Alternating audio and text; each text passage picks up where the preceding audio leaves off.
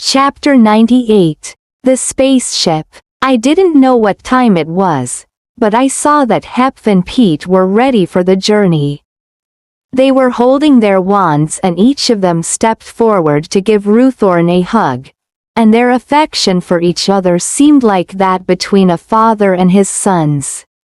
When they had finished saying their goodbyes, Ruthorn turned to me and opened his arms, inviting an embrace, so I went up to him and hugged him too.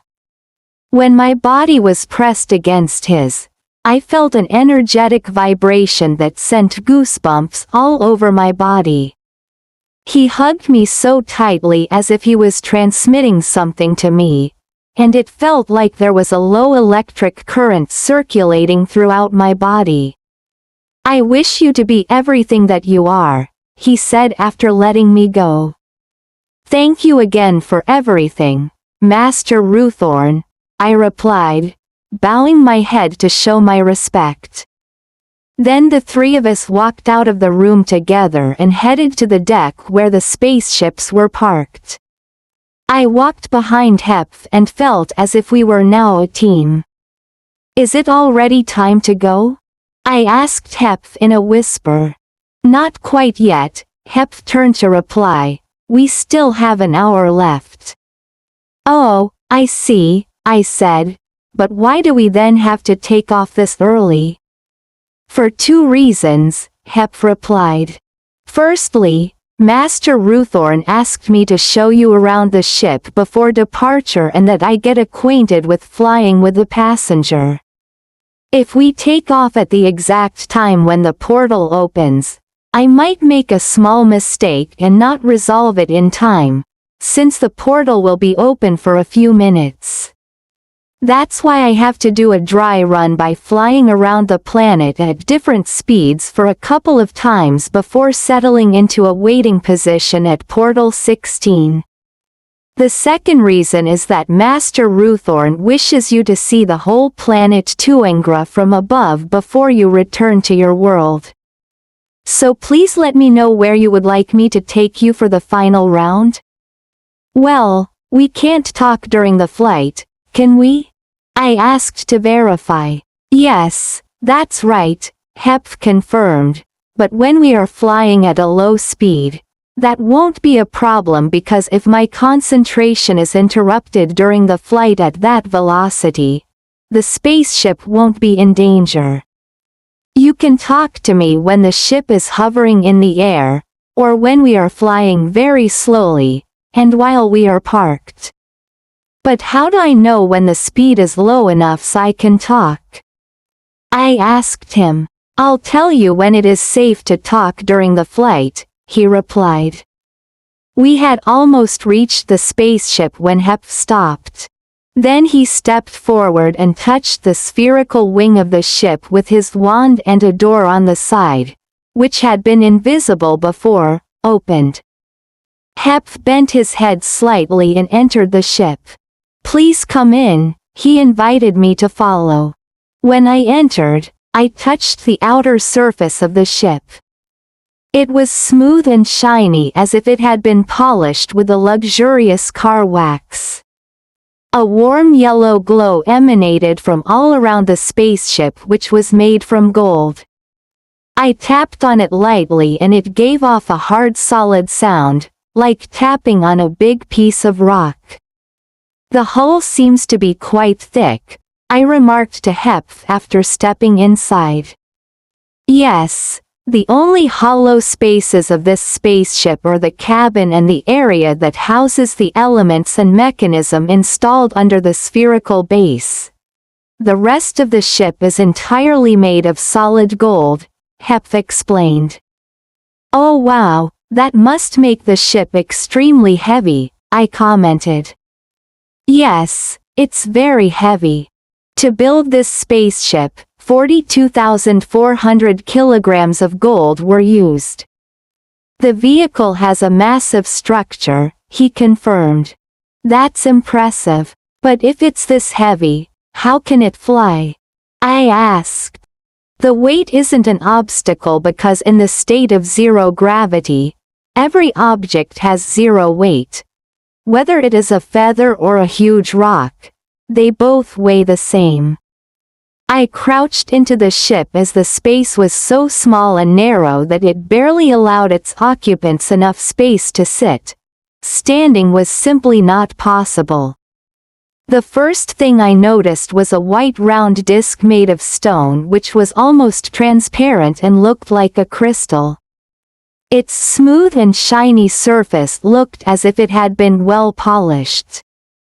The disc, which was around 80 centimeters wide, was installed in the center of the ship. In the middle of it were two tiny holes, approximately 20 centimeters apart. To the right and the left of the disc were two seats with small backrests, each facing away in the opposite direction. The two seats were made of shiny gold as well, and they seemed to be molded together with the entire vehicle. The surface of the seats was lined with a soft cloth that looked like a red flannel. "Please take a seat," said Hepf, pointing to the chair opposite to him. When I sat down, my hand automatically searched for the seat belt, but I couldn't find it. I bent back to look for it at the rear of the seat, but there was nothing there either. All I could feel was the bare golden backrest. "Isn't there a seat belt?" I asked Hepf. "No," he replied, "we don't need that here." "Really?" I asked, a bit surprised. "A spaceship that flies at such high speed but without any safety belts? That sounds quite dangerous." "We don't need them because as soon as the ship starts to move, it will automatically go into a state governed by different physical laws.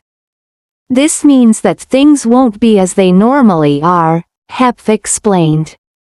"This is truly amazing." I looked around to explore the ship more. Everything I saw was made of gold.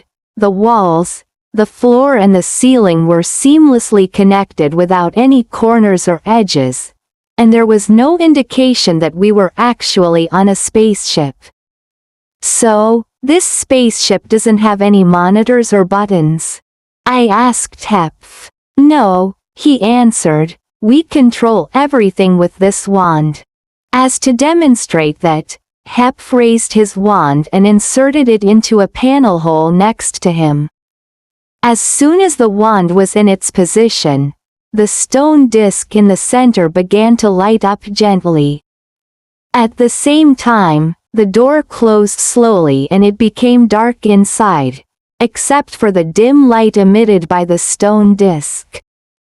"We're ready now," Hepf said, but that instruction seemed to be directed more to himself. I didn't see any windows and I couldn't imagine how it would be possible to steer the ship without crashing into something.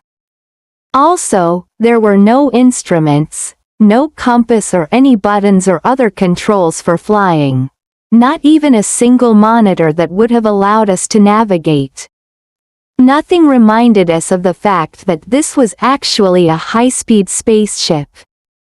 And our seating positions made me feel more like sitting at a dining table than being inside in a flying vehicle. "Hepf, are you sure you're ready?" I quickly asked while I still had the opportunity to talk to him. "Yes, absolutely," he replied confidently. He grasped the top of the wand firmly, and a few seconds later the light inside the cabin turned gradually brighter, while the golden walls, the floor and the ceiling of the ship slowly became increasingly clearer until they were as transparent as glass. Now we could see everything outside. I saw Ruthorn standing about 20 meters away, the ground of the landing strip, the sky and every detail of our surroundings in all directions. "Wow, what happened? The particles of the gold have been accelerated to the highest frequency which turned them into a bright light," Hepf said. "But why doesn't it look extremely bright like when you landed your ship last time?" I asked. "Right, if we look out from here, We'll see everything at the usual and normal brightness, Hep explained, which made sense. So, this means that we're ready to take off now, right? I asked, no longer able to contain my excitement. Yes. Are you ready? One more question before we proceed, I added quickly. Why can't I hear any sounds or feel any vibrations? It's so quiet, as if the engines were turned off. Well, that's because our spaceship uses the mechanism of elemental objects which I have activated with my mental power. That's why you don't feel any vibrations or hear any sound, he explained.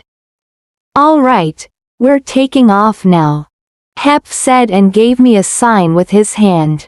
And then the most exciting moment arrived. The ship began to slowly rise higher and higher until the landing dock down below seemed as small as the palm of my hand.